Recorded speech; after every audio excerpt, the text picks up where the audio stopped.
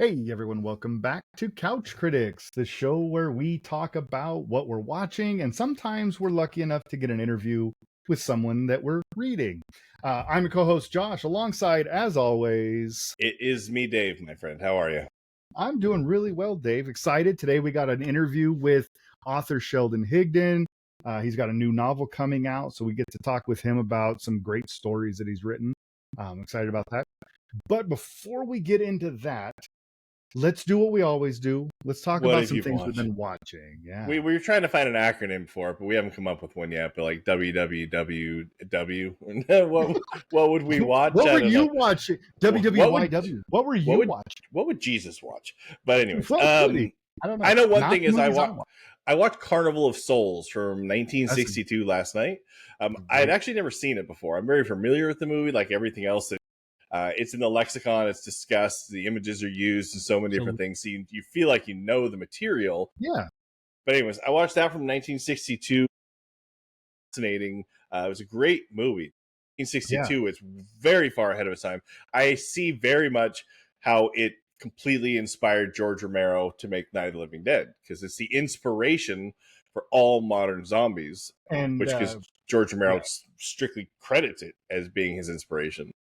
And even Candice Hilligoss, the main actress in Carnival of Souls, she even looks like Barbara, She who we does. start out the movie with. Like, She there's does. Yeah. even a resemblance to they're coming to get Except, you, Barbara. yeah, but they Yeah. were all white people in this, Yeah. so I don't think that's quite the same Absolutely. thing. Absolutely. But yeah, it is absolutely echoes it in its pacing and everything. But there's also like I know that the last time I watched it and I did the little dive, Carnival of Souls, Sofia Coppola and Jordan Peele have both talked about how they build atmosphere in a movie because of this movie. Like Right, right. that's where their foundation comes, and you totally see it because they do the unease, the unreliable narrator, and all of that stuff. So it's a I wonder how this movie would look if we redid it today. Well, so I guess the first thing is I also find it fascinating, as we always do, what it takes for small or new filmmakers or indie filmmakers to come out and do something. And since this entire movie is done in a guerrilla fashion with no permits, and it's just getting shots, like they're shooting in department stores that I guess they didn't have permission to film in. I don't know how you Shoot, get a camera crew in to do these things, but they pulled it all off, and it works. It works well. It's yeah, got an eerie feeling throughout it. There are some pretty big plot holes that I mocked and sure. mock at the end, and hopefully without spoiling too much for anybody. But ultimately, those plot holes don't Wait a take minute. Wait, anything hold on, away hold on. from. This movie just came out in 1962. Please I don't know spoil it it's for us. only 63 years old, but Oh, maybe uh, a no, 62-year-old it guy hasn't seen it yet. it does have the director has the greatest name in history though, Herc Harvey. Yeah, he also plays the ghoul, right? Yeah, he is. Yeah, Yes, he's but also the main. Not to spoil, this, but they yeah, call it a ghoul. But to be honest with you, it's a this is the zombie. birth of the modern zombie, Yes, and the whole there's a bunch the of them. shuffling zombie. They Yeah, run, which is funny because right. the But it's original quote the unquote look. zombies are The running zombies. Yeah. I like But running. again, there was a controversy about running and non-running zombies. You Yes, remember, like, yes, and yes, since the Night of the Living Dead, we think of them as slow moving, and in yes. this, they actually The run. shambling, as they call it. Yeah, but there is a. I don't want to give too much away. I probably will accidentally, but again, 63 years old. I 63. Come liked it on. a lot. The Yeah, it's great. visuals were strong. The creativity of doing it is inspiring. I guess they remade it in 2008 or 6 or something. And Really. my first thought was, have you seen it? I guess you haven't if I you have don't not know. seen. I didn't even know it was remade. How did I miss It that? looks awful. It looks terrible. Somebody I think tried to remake it, which I don't know how you can it'd be like remaking Clerks in 25 years. And you're like, well, it worked then. Let's Well, just do a new yeah. version of Let's just do Clerks. it But again. Yeah. it doesn't work that time. You know what I mean? You're breaking the mold that first time for a very specific reason. So, but Carnival of Souls, it again, it's one of those movies that, if you have a list of what's his name, Steve Schneider, Jay Schneider, what's his name, Stephen J. Schneider, who's the guy who wrote Stephen G. 1001 Movies to See Before You Die. Yes, Stephen J. Schneider. Yeah, you're right. Yeah, see, That's I good had call. it. Come Good on, call out. give Good me some call out, credit. But man. anyways, if I had my own book or my own list of 1,000 movies to see before I die, this was Yeah. always one of them. So I'm Right. glad I finally got Yeah, to watch it. absolutely. It's good. And again, it's another one of those like shoestring budgets. It was like $33,000, I think, Yeah. is what Yeah, the guy, TCM tells us, and yeah, TCM, because I saw it on TCM last night. So of that's where course I there's saw it the first time. a fantastic intro. Mario Cantone and Ben Mankiewicz. I love them both together so much. I'm not a huge Mario Cantone fan, but with him and Ben Mankiewicz together, absolute gold. It's Yeah, absolute gold. I think they're right. legitimately friends. But their introduction, they point out that they were industrial filmmakers, right? The guys who made Yeah, this. yeah. It was Which hard. I think Harcourt Productions was like an industrial film, like a safety films thing in Kansas or Yeah. something. Yeah, or Yeah. whatever sales films or whatever, top Whatever it salesmen was. in our industry learn, whatever it is that they're schlocking around to these companies and Yeah, stuff, yeah, or new products or whatever. But that's also where George Romero came from, yeah. which I did know He was that. He doing. also came Yeah. from that background, which makes sense that there's a strong visual sense and an editor's eye with things Mm-hmm. because your whole thing is you're trying Yeah. to break out a new product line for a company or some new safety standards or whatever it is. You're trying to bust all this information and you have to fill the information in quickly in a 10-minute, 15-minute video or whatever to show to people. So Carnival of Yeah. Souls, I'm glad I watched it. I kind of want to watch the Highly remake recommend just to see watching how it. bad it is, but Yeah, I think I have to, right? As a completist. yeah. Now I you kind do of because feel we're like talking about now I it. have to. Right. No, and I think a lot of that budget was just moving all of the actors and the film equipment between Lawrence, Kansas and Salt Lake City because it was filmed in those two cities. And $33,000 barely gets you a truck cross country There's an usually. abandoned amusement park That's that that's they my must have favorite just been part. lucky. It's the best part of the whole thing. The characters are yeah, it's very good. It's really good knowing how hard it would have been to have made it. Even with time, they didn't have tiny little cameras on their phones. They're still lugging around pretty Like decent sized huge cameras. equipment. Yeah, and These still and pulling I this mean thing off. they're not even what we knew in the 80s as the big VHS camcorders. I mean, these are still giant tripod built-in monstrosities. Yep, exactly. So Uh, it's good. yeah. What about you? What have you been watching? So actually I did a double feature yesterday because so it's I watched the original and a remake of a movie at Carnival of similar Souls time 1 and frame. 2? Oh, I'm sorry, go Right. ahead. No, I watched 1958's The Blob with Steve McQueen and Anita Okay. Purcell. I like that I one. love that movie. I've seen that movie before. I loved it. I love And it Steve was McQueen on. though, especially I young love Steve McQueen young before. Steve and this is like this is his breakout. This is his Yep. first big role. Yep. I love it's all and it's like in 1958 and it's filmed in this like technicolored glory. So it's this Yeah. weird red blob and it's Yeah. beautiful and it's fun.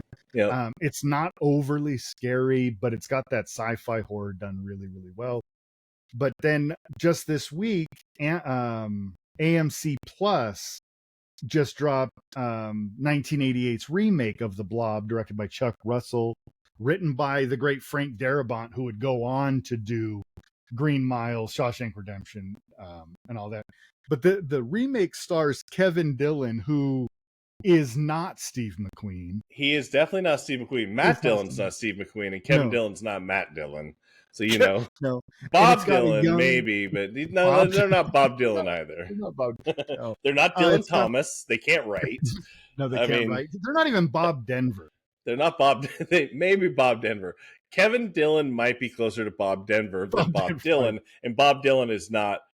Anyways, go ahead. Anyways, and it's also got young Shawnee Smith, who I've liked Shawnee Smith since the first time I remember seeing her, which was who is that? Shawnee Smith is. How well do you remember John Candy's "What's Eating Harry Crumb"? Really well. Or who's Harry Crumb? I mean, who's Harry Crumb? Yeah. Yeah. What's he? That's the porn version. I don't know. It didn't go over as well. John Candy was, he wasn't much of a performer. Yeah, you combine the two. She is the daughter or the sister of the kidnapped girl in Who's Harry Crumb. She becomes Harry Crumb's sidekick. That's Shawnee Smith. She's from summer school, right? She's also in summer school. She's the pregnant girl in summer school. And something else I saw recently. But she's in this. She plays a cheerleader, kind of the love interest. in it. So it's very similar to the original, that this blob is coming up and absorbing everything. But in this one, they are definitely going much bigger in the gore factor.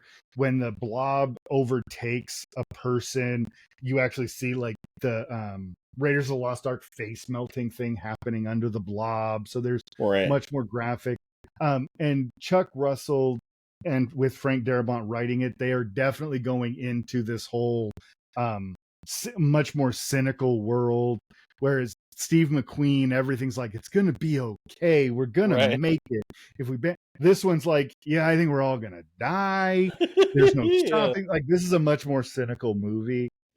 But I think they both have their place, but the original, the 1958, is such the better movie. And yeah, and you, like you said, Steve McQueen, love Steve McQueen. Like, everything he did from 1958 to about 1975 is just gold. That's the pinnacle of. He's the coolest guy to ever make it on film. Yes. Everybody in the most guys. Jump, yeah, the iconic motorcycle jump, dude, the bullet chase scenes and stuff like that. Yeah. There's nothing, and he had to do. He forced them to let him do as many of those driving stunts as possible, things like that. You know, and he is Thomas Crown, and he effortlessly cool art thief. Like, he is that. So he's very casual. And for anybody who didn't know, if you watch Bullet, there's some of the best scenes. Obviously, the chase scenes are amazing, but some of the scenes where it's just him casually talking to people, and he seems like he's the coolest guy in the room everywhere he goes. That's who I think he was. Like, I think he just really was that guy. Yeah, you know. Yeah, he definitely was. And I got to shout out alongside him his co-star in that, the love interest, Jacqueline Bisset as Kathy in Bullet. Just got to shout her out because she's beautiful. Right. He was Ally McGraw. Like, he was next to some beautiful women in those movies, dude. But didn't he break up he broke up Robert Evans thing? Robert Evans wasn't super happy. Anybody doesn't know, watch The Kid Stays in the Picture. The Kid Stays in the Picture. Great documentary. I can tell you, Bob Evans was not a huge fan of Steve McQueen. No, but I was. With that, I think let's take a quick break and bring on our author. Yeah, let's talk to Sheldon. Friend of the show, Sheldon Higdon. So let's take a quick break and we'll bring him in. Hey, everyone. Welcome back to Couch Critics, the show where we dig deep into the minds behind the movies we love and sometimes the stories that haunt us. I'm Josh, alongside Dave as always, and today we're joined by a writer who's built an extraordinary career out of exploring what lurks just beneath the surface of the ordinary. Sheldon Higdon is an author and screenwriter whose work straddles the world of horror, fantasy, and psychological suspense. Over the years, he's carved out a space all his own, one where monsters and meaning live side by side. A former background artist on films like Adventureland and Wonder Boys, Sheldon's cinematic roots run deep. But it's his writing that's earned him recognition, from his award-winning short screenplay Conundrum to dozens of published short stories and his acclaimed middle-grade novel, The Erie Brothers and the Witches of Autumn. Across his work, Sheldon brings a rare blend of darkness and humanity, the kind of storytelling that asks not just what scares us, but why we're scared in the first place. His fiction lives in the space between fear and empathy, where the supernatural often reveals something deeply human. Today, we'll talk about his journey, his love of horror and 80s storytelling, and how that shaped his voice, and what it means to write stories that both terrify and connect us. From monsters in the woods to ghosts in our heads, we're diving into it all. Sheldon Higdon, welcome to Couch Critics. Welcome. Hey, thank you very much. I appreciate it. Yeah. How does it hear to have that bio read? Does it seem right? Do you know? Is it strange? I'll take it. I'll take it. I won't, put it on your next book. Even if it's, you never know. Yeah, even if it's 1,000% wrong, I'll take it because it's better than what I could write. No, so I pull information from anywhere I can, and I don't always trust it, but I go with it. IMDb said this, so I said it must be real. Yeah, it has to be accurate. It's like Wikipedia, right? Yeah, nobody can change that stuff. It's locked in. Yeah. You know how I know Wikipedia's right? Why talk to the people? Why talk to the people who know? Just trust the internet. That it I'm knows the its internet. work. So Always. I haven't, though. I haven't been called out for incorrect information yet. And it'll happen. It just hasn't yet. But so Or Sheldon, if they don't welcome want to in. call you out on your own show because, Right. that would be no, rude. we'd love to be called out on our own show. We do it. To That's each true. other. That's true. That's That very being true. said, so Sheldon, tell us kind of your origin story, your journey as a writer, screenwriter, filmmaker kind of thing, like your whole. Tell us a little bit about Sheldon. Really, the love of writing for me came from my mom. She wrote poetry when she was a kid, which I have. She wrote country songs, which I don't remember the name of it, but when she was 17, I think she was 17, 16. There was a contest in some magazine back when, this would have been the early 60s or whatever, late 50s or something. But so she wrote a song, entered it this contest through a magazine, won, and it was recorded it was a famous country singer back then. I don't remember. I had the information, I just don't know it offhand. And so he recorded it. It became a #1 hit. Wow.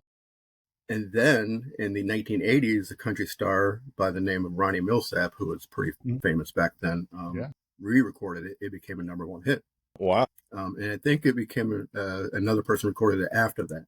She never saw a dime, never got credit, anyway, because until now she was a kid and entered it. Until now, we'll get that information out there. I would have to look it up. I have it. I just don't recall the name of the song or the country singer and that. But yeah, so she wrote songs. She wrote poetry. She read a lot. She was reading like 3 books a week, and so it just kind of I think I just got it from her. And she also loved horror. And she sort of instilled that in me in an early age. She liked to try to scare you and all that kind of stuff. So, I would owe it all to her, really. Right. That's awesome. It's in the bloodline, and I keep, and I've mentioned too, that I think it's also horror or the darkness or whatever you want to call it is sort of innate in me because, I was pronounced dead 3 times when I was born. And so I think I just came from that because of that somehow. So I wear it with a badge of honor if that's the case. Wow. Absolutely. Yeah, it's tattooed on you. It's tattooed on your soul at this point. It's carved into my bones. Right. So, and when you were a baby, you said when you were born, 3 times? When I was born, I had a hole in my heart, collapsed lung. I weighed less than 3 pounds. Oh my God.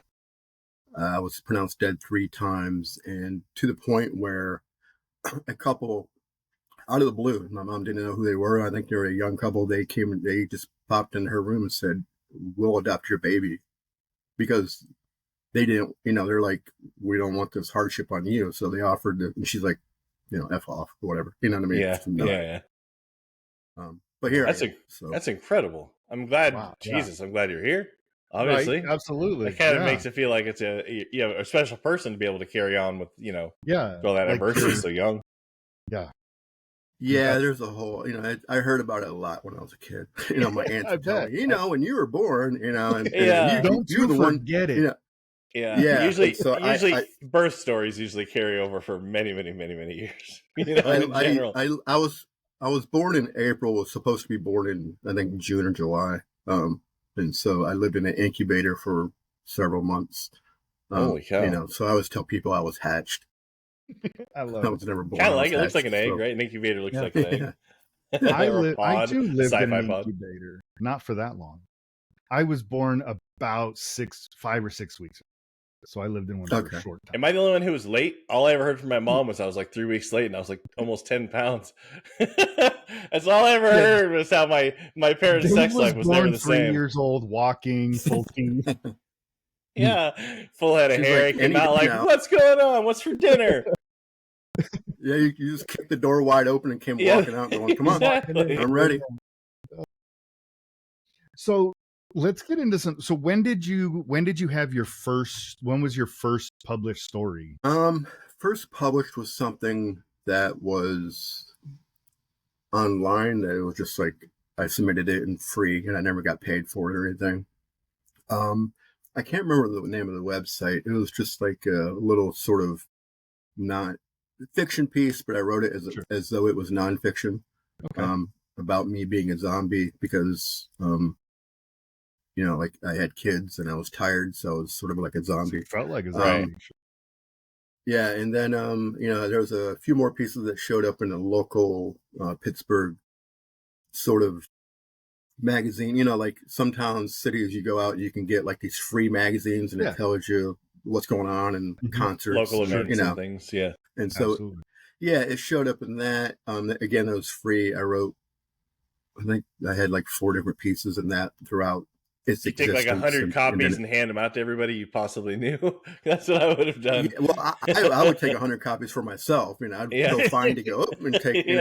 So I still have those in a box somewhere. I think that was 2004, and then in 2008, I think it was February 2008. I sold 2 pieces. For the first time, making some money in the same day within hours apart. Wow. That's awesome. So then but until then, before I sort of gave it away in the beginning, I've always wrote since I was 12. Part of who even before then, I still have stuff from when I was in 3rd grade, a little story I wrote and drew, and I made a little book out of it, and I have other stuff. But until then, I always wrote for me, and I just would stick it in a box. And also when I was younger, I didn't have anybody who knew, like, to tell me what to do. Like, oh, here's a magazine, submit. Like I didn't know. I had no mentorship. I had nobody to sort of guide me. So I just wrote and wrote and wrote and wrote and wrote, kept it all. And then, and then when I started giving it out, then I went, well, let's see if I can get paid. And then I did in 2008, and that's, coming on 20 years. So, and I thought, okay, 2 pieces in the same day. Yeah. That's a good I'm sign. going to keep going. I'm going to keep going. So. Yeah. So I similarly, I write a lot and I've written a lot. So I have a lot of stories, and I just sold my first story. It's for almost enough to retire on. $25 and a free copy of the book for a story that's coming out next August. But then a second story that is being published, I don't get paid. All I get is a free copy of the book. So that's payment to me. Actually came out yesterday. So yeah. Oh, that's nice. Congratulations. It's one of those, thank you. But like you said, the reason I brag about me is because I get that. Like, I have always wanted to write. Dave and I have written together, but I've never known where to go with that. We didn't have anyone saying, hey, you should go buy this magazine, and in the back it'll give you where to send it or anything. And then it just was, I did an ARC read. I was an ARC reader for a novel for I can't remember the press, Graveyard Press or Graveside Press, something like that. Yeah. I did an ARC reading for one of their books that was coming out. And then because I did that, I got on like a mailing list. So I found out about some things, and I was like, oh, that's how we do it. So I just started searching around in my genre. So the internet has made it so much easier for those of us who want to write to find opportunities. I don't think it's made it any easier for you to get found and published, but to find or to make any money off of published materials, or to make any money off of it. But and the internet has, before pre-internet, let's just be one of those guys who says back in my day, we lived in those days. There's a lot of people trying to get published. You're all fighting for the it's musical chairs. There's only so many chairs, but then with the internet, it's opened it up to nearly everybody. So the chairs, there's far less opportunity to get in one of those chairs. But you just keep going, and then if you're doing it right, then it'll work. Everybody has their own way of getting to where they want to get. So if you sit there and you constantly think this is the way I'm going to do it, it's not going to go the way you think it's going to go. It's going to go a whole different way. So don't limit yourself into what you think, how you're going to do and what you're going to do and all this stuff. Just let But the universe will guide you. Just listen. And it does, absolutely. So I want to one of your short stories that I read, The Road Home. It's Not kind horror. of not horror, much Not horror, no, but very Twilight Zone. It had that it's still a little darker, but it's got a bittersweet thing to it. Dave said before you came on, like some of your work has a little bit of a Sylvia Plath kind of a very like a depressing. There's a little bit. There's a lot of depression to it. But specifically in that one, I vouch for that. Yeah. In that story, in The Road Home, I wanted to ask about. I couldn't figure out, is that a real song? What is the song that he sings, that she hears him sing to her? Our I day don't will remember. come and we'll have everything. Is that a creation of yours, or is that an actual? No, I there's an inkling that tells me it's a real song. Okay. I just don't remember who sang it or what song it is, but I remember it's a line or a lyric that's stuck with you from somewhere. Yeah, and it's just a few, so that way I can't get in trouble for using so much. Absolutely. But yeah, no, I don't remember, but I'm positive it's an actual song from somebody. I just don't recall. But it's funny, I've never had somebody mention the Sylvia Plath thing, or catch that sort of connection, because everything I write has that sort of depression, which I deal with, so it comes naturally. I felt like, I read all the shorts, and there's this emphasis on hope fading or hope lost, or alternate solutions because there is no hope, things like that. Always looking back, basically. That's kind of what I pulled out of it, and I don't know. Yeah, it's probably a theme of mine, but again, it just comes from that darkness, I guess, that is I just have in me. I could write about, if I lived in Candyland, all the bright That'd colors be awesome. would be. I want to live in Candyland too. Yeah, I'd have no teeth. I'd be cavity filled, but I'd be bigger than but it would.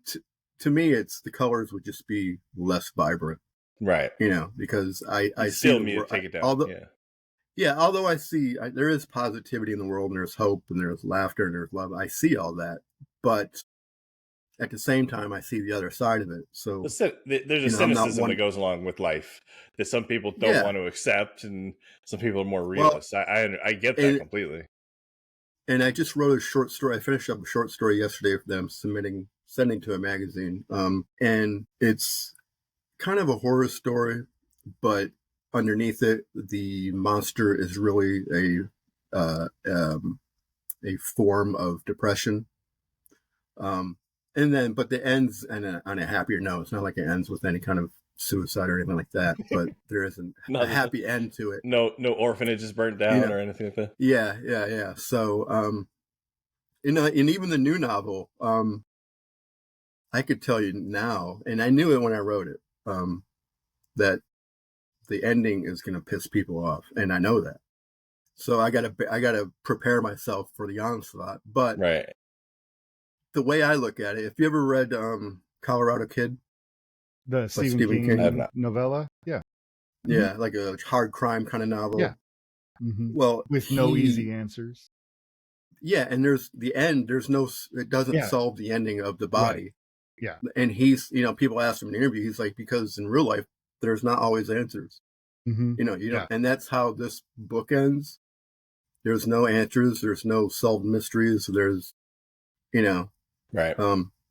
And so it's about the journey, not the solution, really, right? It's about the experience and everything you're going through. Yeah. It's not about the solution to the whole thing.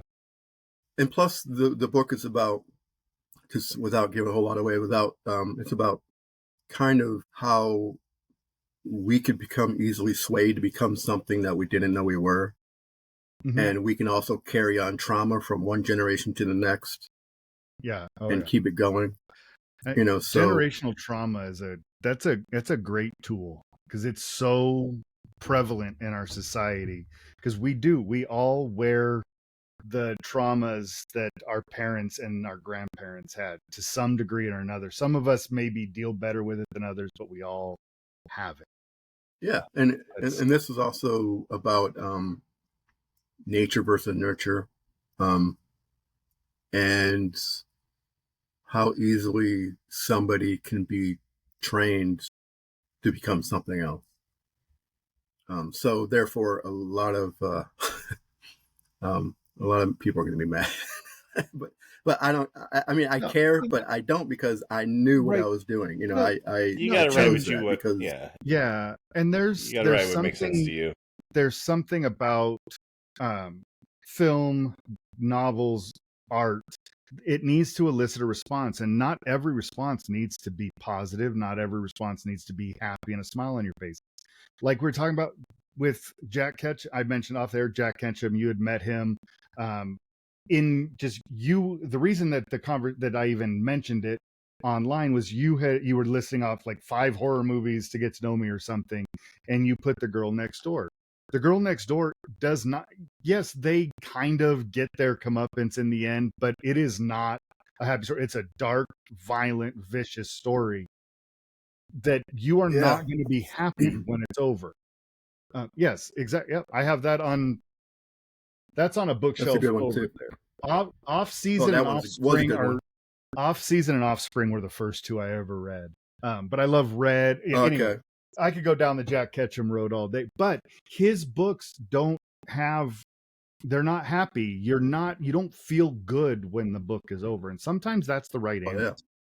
It's okay to be mad when that's where the story leaves us. And I think that's just as important as having whatever, like a Tuesdays with Morrie kind of Mitch Albom feel good story. They're just as important. They're 2 sides to the same coin. You need all sides of that. Well, and plus it reflects the world in general. Yes. You know. Yeah. I mean, The Girl Next Door is based on the real story thing. Yeah. So it's not, you can't get mad at the book because it really happens. So right, it's a novelization of a real story of a real young girl that is very poorly treated, to say the least. Yeah. Yes. So Dave, which one of the shorts?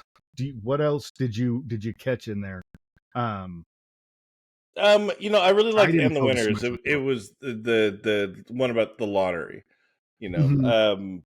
I think they all again represent a realistic, but not. I said cynical before, but like just a darker bend for the way the world either going to be or has been or what have you. Even like I said, the loss of hope and things like that. But the one And the Winner is actually did feel a little bit like something. I don't know. I'd like to see a bigger story of that, to be honest with you. And I don't mean like, but like I would like to see that one expanded a little bit more personally, just because I was very interested in the concept and, very much like the lottery and things like that. Yeah, I did. I have thought about turning it into a novel, actually. I think it'd be, but there's a lot there. I think that you could expand upon, to be honest. I mean, I haven't given it some thought in a while, but when it was done, I thought about it. I was like, okay, yeah, I can definitely just make this bigger. There's a lot going on that we don't know about. Right. It's. I was just gonna say. I mean, it's again, it's something was passed down from the parents making a decision that cost the daughter, dearly. That end was phenomenal. It was, I think, important, especially right now. Let's just say, but like just in general, I think just small decisions and things that you make now could be misguided or carried over and affect everybody forever in horrible ways, including yourself. But you might not recognize that.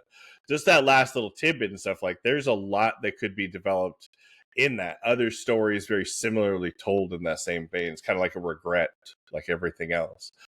Unrecognized regret kind of a thing. my whole, before I even wrote it, I mean, I knew I had an idea, but I basically wanted it to sort of do my homage to The Lottery. Yeah. Shirley That's Jackson. Shirley Jackson. Or Yeah. yeah, or you know, I got that even vibe. maybe a tad bit to the Running Man kind of feel, kind of, you know. It's a little bit of Running Man, a little bit of Hunger Games. Don't get me wrong. Yeah. I mean, but not exactly. But there's just something in there. But you nail out the time period between these drawings. You know so much more. But I wanted to know a little bit more about it. I actually think there's some more material there. But again, it's your story. It definitely I was fascinated. I was fascinated by bigger. the concept as much as anything else, because dystopian futures are always spelled out slightly different, or solutions to global problems now, how they're going to be solved in 20 years, and things are always slightly told differently. And I don't know. I just think that's it's a new point of view on that, and I was interested in that. I mean, I'm a fan of the game show host personally, but yeah, me too. I think there's a lot you can do with that. There's a lot you can do with that character too. He could be involved in the, but also just a little tidbits like government workers cannot be put in the lottery. That's fascinating. Like, and people just accept that. Like, that's also in itself, it leads to 1,000 different resistance forces, and I don't know.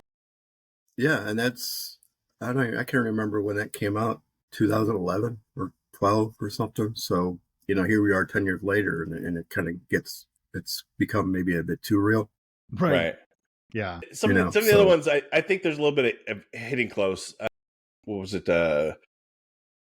All That Remains, right? Someone with the mansion. Yeah.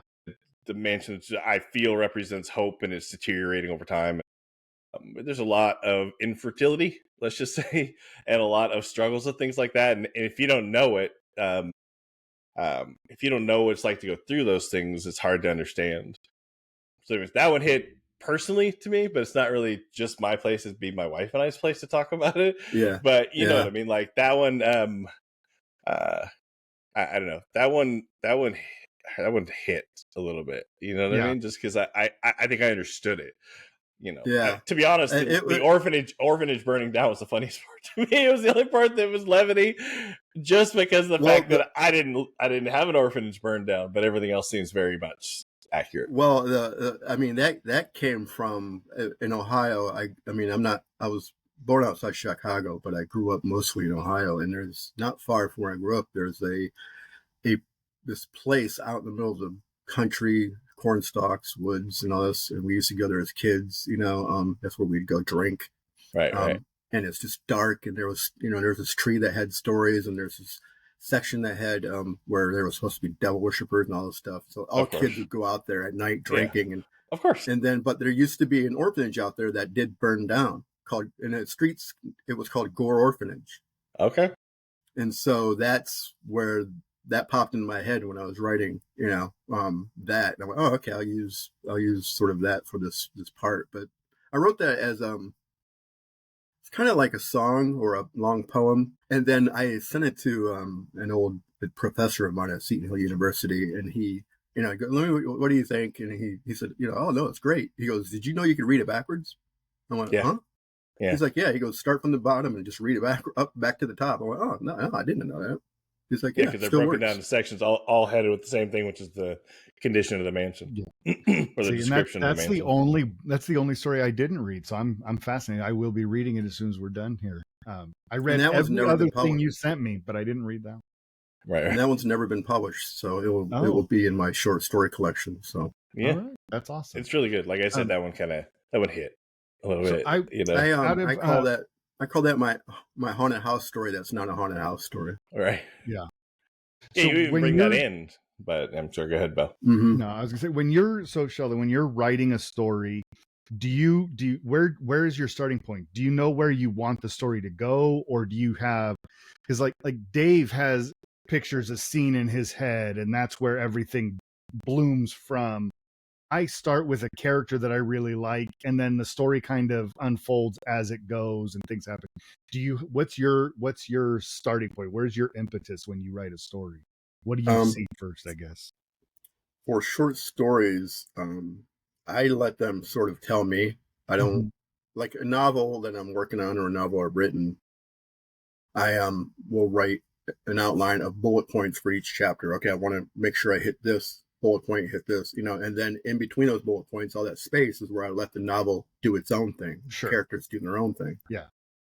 For short stories, for the most part, except for the one I finished yesterday, that took me like a month because I wrote the beginning like five different times because it just wasn't what I wanted. But I can usually write those, like I can write one on a Saturday, edit it on a Sunday, and then send it out Monday. And I let those literally dictate what it's going to be. Yeah. For instance, I'm trying to think, The Road Home. For me, I wanted to write about somebody dealing with the onset of Alzheimer's. And I don't know anybody who has it. I don't have family members or nothing. So when I wrote it, and at the time I was at Seton Hill, and I took it in so it could be critiqued. And I literally had people telling me that they know somebody who's dealing with it, and they cried when they read it. And I was I'm like, I just wrote it. I don't know nothing about it. I don't know it. Yeah. And so it got a huge response, which I was very thankful for. But I just knew that's what I wanted to do. And there's a road in America somewhere out west that's called like the longest road, because it goes from one state to whatever, and it goes through nothingness and mountains. And I thought it'd be interesting to write a story while somebody's on this road, because it's so long and lonely. Right. And then the idea that home is just wherever you go, wherever you're set to go. It doesn't have to be a final physical location. It could be, as long as you're with somebody you love, you're home. Right. Even if that person's not really there. And so, it's Alzheimer's. She's trying to keep him alive by remembering as much as she can, because she knows eventually she's not going to remember at all. And so, and I think in that story, and also in The Winner it's two different uses of an unreliable narrator.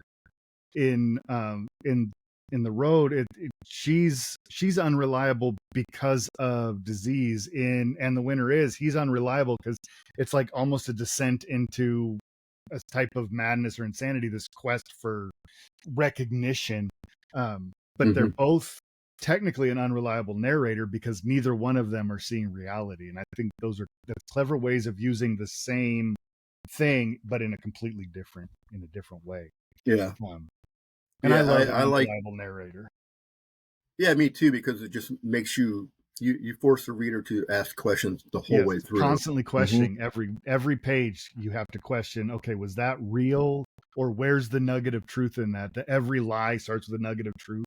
What was the nugget in that?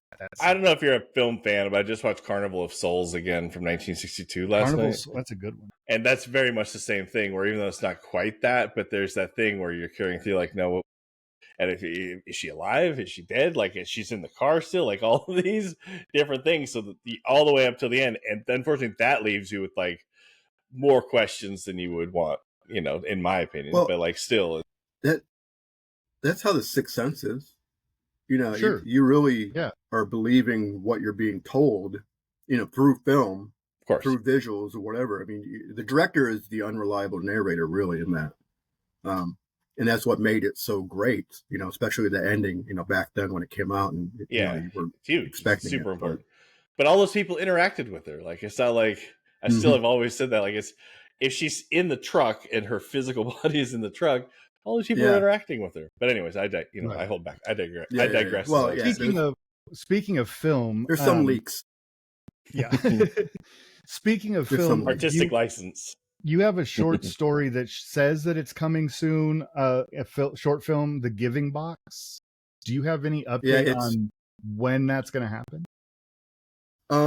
I just saw the film for the first time last week. So it's coming along.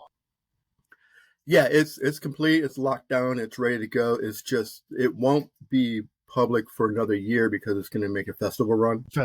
Here in the States, and then the UK, which is where it was filmed, in London. Okay. And so I'm supposed to watch it again, but this time with like the crew and the cast and everything. I don't know when, like an online kind of thing. Okay. So yeah, I have a teaser trailer, but I'm not sure if I'm allowed to share it yet. Amy. So, So I just have we to throw can a wait. We're poster in the patient. IMDb page. We're patient. We can wait. We can wait. Yeah. Well, the tagline is "Karma knows your secrets." So yeah, I saw. I saw that, and I was like, okay, I gotta check. And again, IMDb, you can only trust 70% of it, and a lot of times it'll show that it's coming soon, but it's actually been dead in the water for 3 years or something. So I always ask. Now, something I wanted to ask you about, and shut it down if you can't talk about it, but the Erie Brothers, you mentioned something about a re-release of book 1. Can you talk a little bit about what happened, why book 1 is why it's out of print and no longer available? Are you able to talk about that? The first publisher was super, super small, of like 2 people. Okay. And they usually publish like anthologies of that nature. They, I know the owner. And so, and she knows my work in general. And so I sent her the book, and it was the first novel by somebody else that she published. Because she likes it a lot. She wanted it to be out there, because I just sat there with it going, what am I going to do? I don't, and so and she put a lot of work and, obviously money into it. And so we knew going in that it was just going to be this one book only. Yeah. It ends where it can continue, but it ends also where you could just stop it and it's still fine. But I've always had 4 books in mind because I don't call it a series. Yeah. On your website, it mentions that more is coming. Yeah. Yeah. I call it a cycle because each one revolves around the name of a season and the title. Okay. Like seasons. Yeah. So I call it a cycle rather than a series. And so I knew that Crystal Lake does children's books and stuff. And so I sent Joe an email saying, hey, and then he's like, oh, send me the book. I'll read it and I'll get back to you in a couple of weeks. And I told him, I said, I also have other books in mind, so it could be, and then the next day, not weeks later, but the next day, he's like, let's do it. And so he, plus that book got, it won 3 awards. It appeared in, NASDAQ screen in New York. It only has like 22 reviews, but every single one's 5 stars. And no, I didn't pay anybody for those. It'll get a 23rd review when I sit down to finally write. 21 of those people are my family, but that's okay. Yeah. No, my friends and family, my dog. No, anytime I get a copy like that, I'm going to leave a review.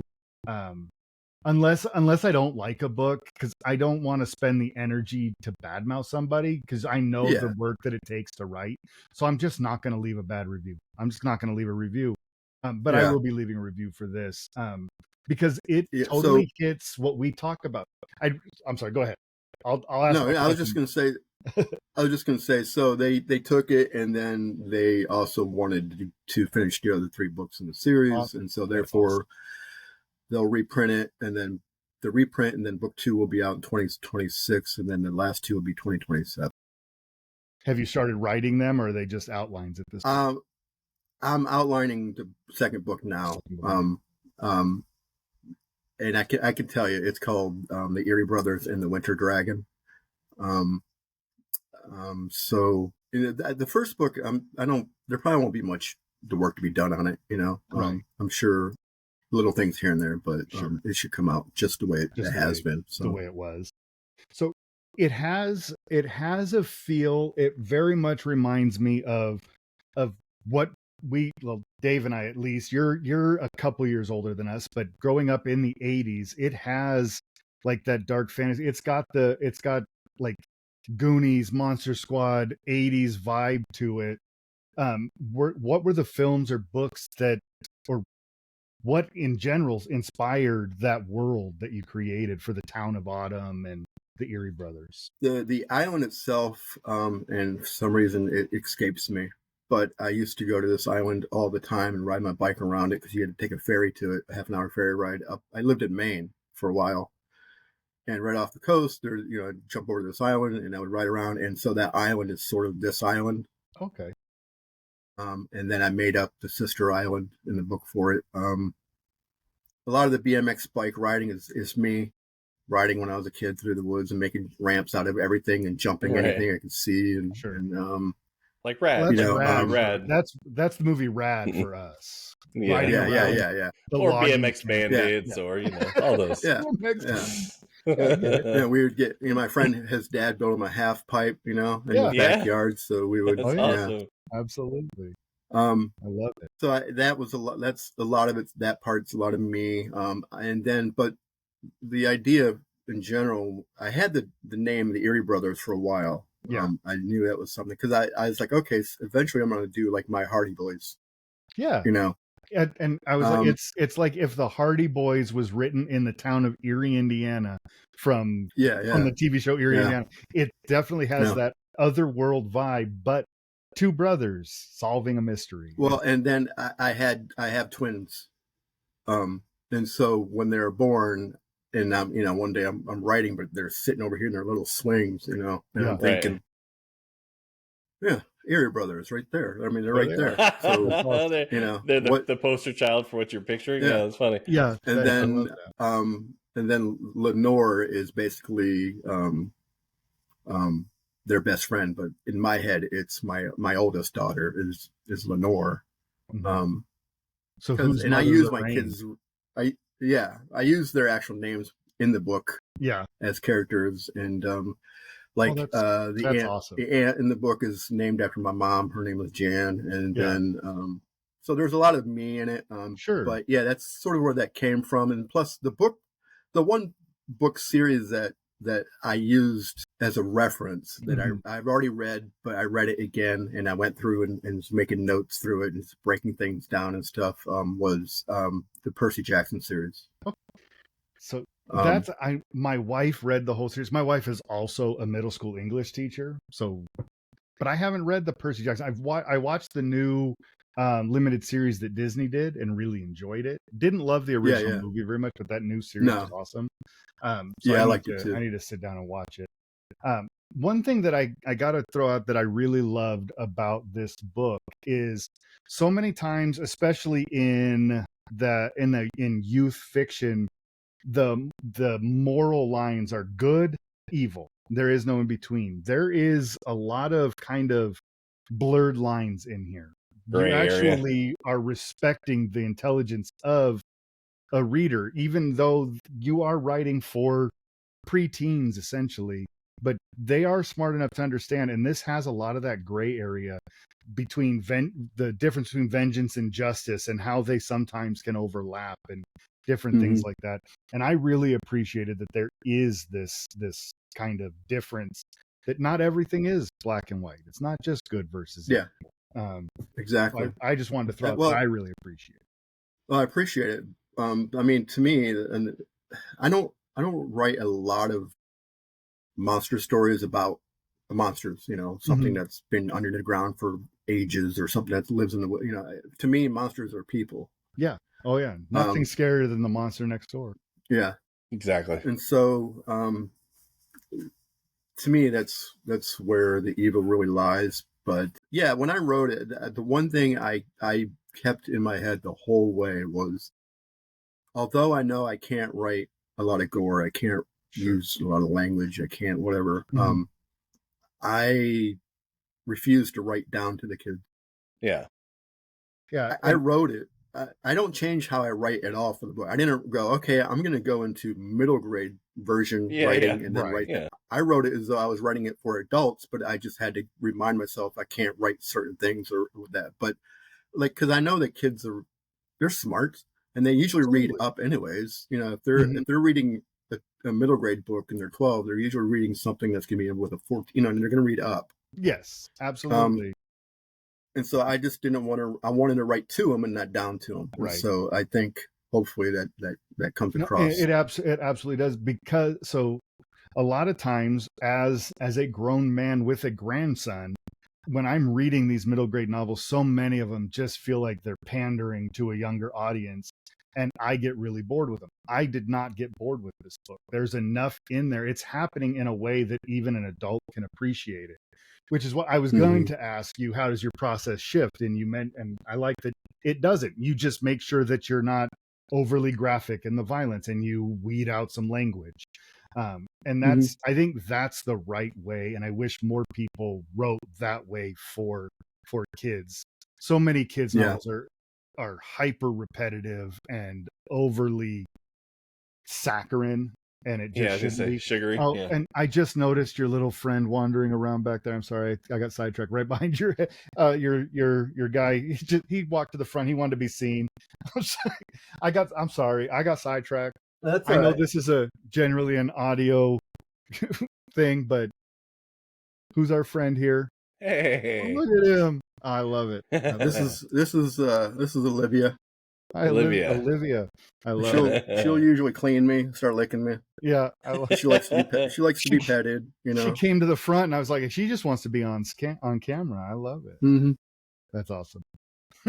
Yeah. So I gotta ask, because it is very well defined. Like you can definitely picture this as Autumn. The Island of Autumn is a real place. These are real people. So if you ever got the chance to adapt this into a film or a series, do you have like a director in mind who would be the right person to do it or anything? Do you have have you ever even let yourself imagine something like that? No, well, if I do think about it, the first, I mean, it'd be cool to see a live action. But don't go that way. Right. It'd be cool to see a live action version of this book. Mm-hmm. But every time I think of it, I see it as like an animated series on Netflix or something like that. Just because I think they could. Sure. It just gives more credence to what they could pull off. You know, in an Amazon, you know what I mean? They can make they can make it look fall really cool and the bright colors and you know. And and you're not tied to an actor growing up. You can be it can be 1 year in the life of the Erie Brothers without having to constantly manipulate your 29 years old playing a 15-year-old like they do exactly some other stuff. You do, which is like something like The Simpsons. Bart can be a third grader forever because it's animated. Mm-hmm. And something like that. And I mean, the book itself takes place, if I remember correctly, like over like 3 days, you know, 2 or 3 days. It was, and then once they're all done, it's going to be like, you know, a little over a week or something. Yeah, you know, they can't have that much growth. So, so protagonists can't age that much fast. Right. Yeah. Well, you start with a 14-year-old kid who's now by the fourth movie, he's shaving in between takes just so he doesn't have a shadow. Yeah. I think of the Anthony Michael Hall thing from National Lampoon's Vacation, where just during production he grew like 4 inches. 4 inches, like an insane amount. You know, how frustrating when they came back. When they came back and shot the park, the music park scene, he was taller than his sister. All of a sudden. Yeah. You know, that's got to be a tough one. How long that road trip was. That was a long road trip. So let's talk about. I want to talk a little bit about Dark Roots. It says on your website pre-orders coming soon. Are we still in line for a November 14th release and all that still happening?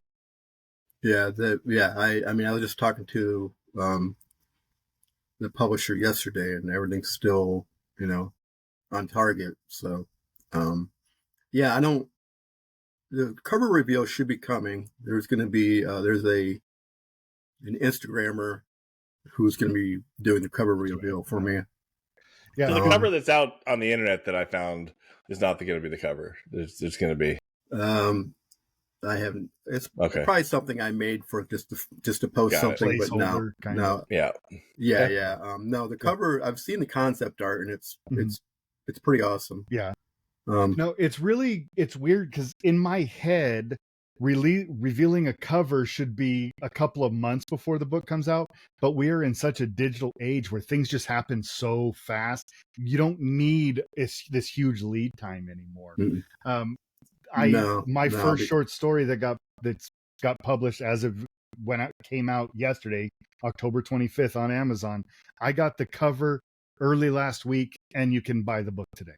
Like, it's so fast now, how quick everything goes in our world. So that's you gotta sort of, keep a tight ship, because by the time, if I were to recover reveal 3 months ago, people would forget by now. Right.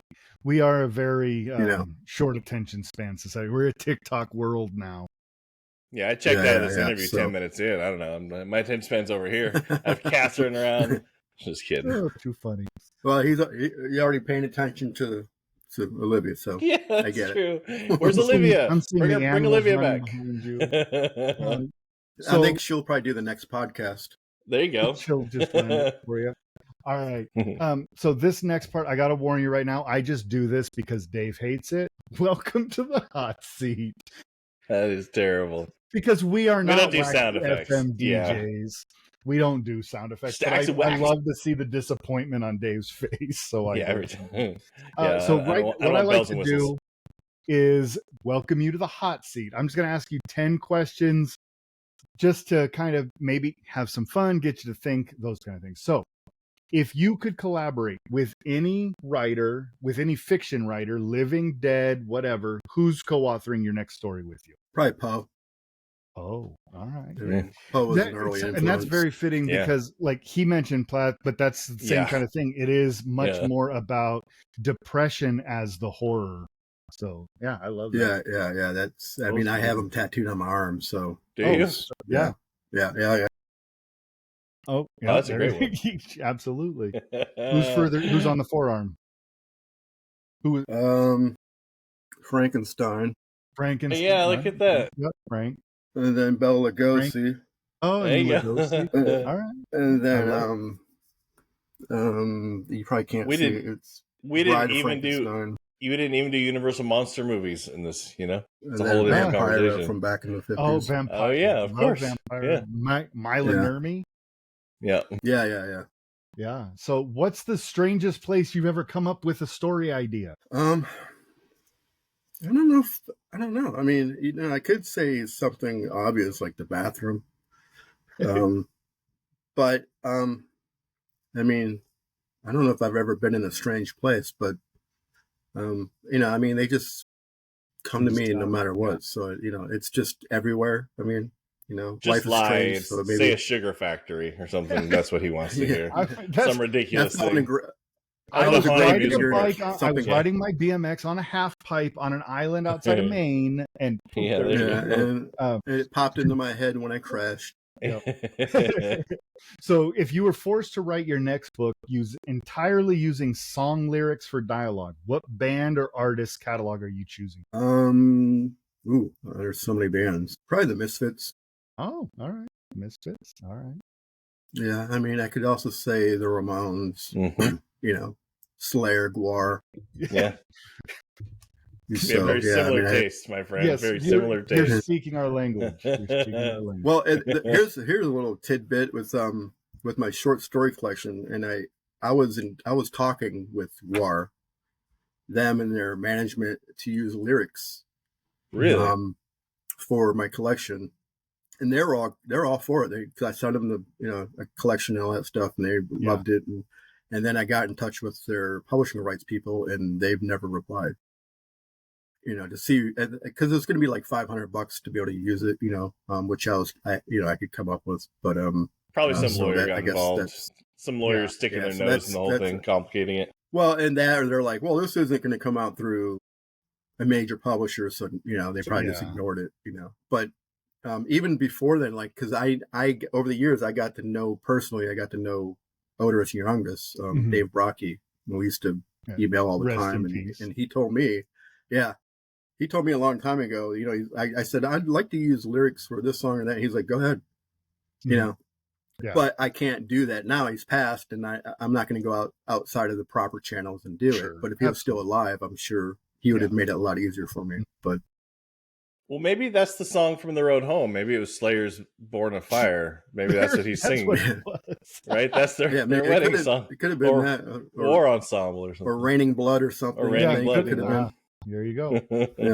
So if you could only write one kind of monster story for the rest of your life, what are you choosing? ghosts, witches, kids with attitude, Frankenstein? What world are you writing? Probably ghosts, because each ghost who was obviously once a person, they all have a different story to tell. Absolutely.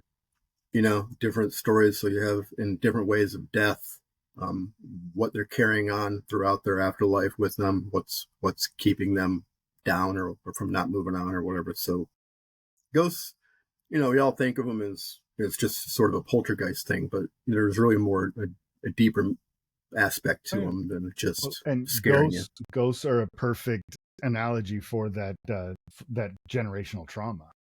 Yeah, we all saw Ghosts with Whoopi Goldberg and we Patrick did. Swayze. It's all about And what's the one with Robert Downey Jr., right? Sexy pottery. Where Robert Downey Jr. is bothered by all the ghosts who are trying to get. I forgot about whatever that movie. Yeah, from the 90s. Sorry, I didn't mean to interrupt. Go ahead. I'm sure. No, so right. Let's take. You already answered Poe, so let's go with somebody new. Which other author's bookshelf would you most want to get lost in for 24 hours? See, I don't want to sound like I'm playing favorites, because I'm not. And thankfully he's an awesome friend, great guy. Paul Tremblay. I look forward to what he comes out with, because he's very smart, and his writing is smart, and I love the ambiguity he has. He sort of lets you figure it out, and so I love that aspect to it. So I'm always, picking up his stuff and reading it and seeing how he's doing it, because he plays around with structure too, which I like doing a lot myself. So yeah, Cabin at the End of the World is a wonderful book. I haven't seen the movie yet, but it's a great book. So yeah, he's a good one. All right. Yeah, he wrote a middle grade book too. Which one? He just wrote a middle grade book that came out. I'm gonna have to look for that one. He's got it on the shelf. I love it. Called Another. All right, I'm gonna have to check that out. Yeah. So I have I don't know. I've got some book of his up on my shelf. It's probably Knock at the Cabin at the End of the World, but so you never read A Head Full of Ghosts? I haven't read Head Full of Ghosts. Oh yeah, you should read that one. I should go to. Yeah. Right. All right. So if you have to adapt one of your short stories into a musical, which one is it? And the winner is. And the that because of the host. I mean, he could definitely sing everything. Oh yeah, he's flashy. Yeah. He would turn. Yeah. Yeah, he would turn the horror of what's happening into a satire, fun. Yeah, he would just turn it into a song and dance routine. So sugarcoat the awfulness. Right? Yeah. If your writing process was a movie genre, what would it be? Are you like slow burn thriller? Are you chaotic comedy? Full blown disaster flick? What's kind of your headspace when you're writing? It is probably slow burn, I guess, psychological kind of slow burn. Because I want to drag the reader through it. I don't want them to speed through it. Yeah. And I want them to be able to feel everything, whether it's emotions or if it's just a mental thing, so that would probably be. So what's your go-to snack when you're writing? What are you eating and drinking? The ideas are flowing. You're going, what's your brain food? Well, it's usually coffee because it's in the morning. Yeah. But if I find myself at night, like yesterday when I wrote my story, I had to write the beginning anew. I sat down at 11, had coffee, and then I finished it at 10 o'clock at night. And so by the end of the night, I was drinking beer. So I switched over at some point. Right. So, yeah. All right. It's the right routine. It's the right way to go. Don't start with beer and end with coffee. It's a lot harder tonight. Yeah. No. Yeah. It won't work well for you. And don't mix the two. I don't care what you are. It's a bad idea. If you could write in the world of a fictional character, which fictional character would you want to write like a further stories of? There's so many to choose from. That's a big question. Yeah, there's a lot to choose from? I mean, the one thing that comes to mind is It, because there's so many characters in there. There are a lot, yeah. You know, and it's like I feel like he could still continue that by just taking another character and sort of going in a different direction, but keeping it within that realm. Speaking of HBO, but I think that'd be a fun. HBO has that new show coming out, Welcome to Derry, where it's going to follow some other stories. And the point taken. Yeah, they're sort of going back with Pennywise and sort of. I like it. The Stand would be another one, really. Oh, there's a lot there. So Stephen King definitely writes some. His books are so complex that all of the characters feel like they belong, and they do in their story. But you also want to know sometimes what is their story, what brought them to this point, what's going on in their world. So he's got a lot of places you could go. Well, with the movie Weapons, yeah, you know, I'm sure you guys have seen probably. You know, they're going back and making a prequel with the witch. Yeah, you know, so we can see how she came to be at that point. Yeah, which I think is kind of cool because she has some cool characters. I love that. So last part, what's the tagline for Dark Roots, if you can share it? I've always messed around with it, and I never have the same one every time. But it's two. It's basically you don't know who you really think you know. You know, so for instance, your Uncle Bill, you don't really know your Uncle Bill, but you don't really know your Uncle Bill. You know, you don't know the people you think you really know, because we all have our demons and our skeletons and whatnot. Skeletons so in the closet. Be like you only think you know them, kind of a thing. Yeah, it's from a exterior. You know, it's definitely a subjective knowing. We only know what people let us know. Yeah, we exactly. don't know what they keep hidden. I like that. Mm-hmm. That's awesome. All right, so as we get ready to wrap up, Sheldon, let everyone know where to find you, social media, website, all those things, and where and how they can support you. Where can they find your published works and those kind of things? For social media and everything, I just tell them to go to my website, sheldonhigdon.com, because I have all the links there. So it just makes it easier to get to where you need to go. And then for books, I mean, they show up at various barnesandnoble.com and all that kind of stuff. But I just point everybody to Amazon. Again, everything's in one place, and you can just pick and choose how you want. On Amazon, if you search your name, you can actually go to the Sheldon Higdon author page, and it's got all kinds of short story collections and things and all the different books. So that's awesome. I mean, for signed books, I'm going to have it set up through my website, because people ask me, and then I can ship them signed books and stuff like that. Awesome. Well, any parting words before we wrap up? I wish I had something prolific Dark Roots, November 14th. That's for sure, right? Yeah, November 14th. Get a copy. November 14th, Dark Roots. Yeah, I'll be watching for the pre-order link to pop up. But I'm hoping soon. I mean, for all I know, it could be the day it goes on sale. So it could be. We're supposed to have one, so we'll see. Right. All right. Well, everyone, that's going to wrap up another episode of Couch Critics. Huge thanks to our guest, Sheldon Higdon, for joining us on the couch and pulling back the curtain on the imagination behind his stories, whether it's the quiet horror of Drowning in Sorrow, the sharp satire of And the Winter Is, or the heartfelt, haunted adventure of the Erie Brothers and the Witches of Autumn. Sheldon's work reminds us that the best horror doesn't just make you jump, it makes you feel something. If you haven't checked out his stories, do yourself a favor, grab a copy, or, well, when Erie Brothers and Dark Roots gets re-released and released, pick those up. Go grab his short stories, follow the links on his website, and let them get under your skin. As always, though, this has been Couch Critics, the show where we celebrate the creators, the craft, and the cinematic soul that keeps storytelling alive, whether it's on the page or on the screen. If you enjoyed this episode, don't forget to follow, rate, and share Couch Critics wherever you get your podcasts. I know the algorithm, they say it doesn't affect the algorithm, but Dave, what does it do? It really makes us feel better and validates our existence. It affects the algorithm of our hearts. It does. And let us know what you think of and what story you'd like to see us take on the couch next. But until next time, keep watching, keep reading, keep those creative fire burnings, because on Couch Critics, the new one, On I couch, don't remember what it we're was. never yucking your yum. We're never yucking your yum. That is our job here. Did I get Thanks, it? yeah.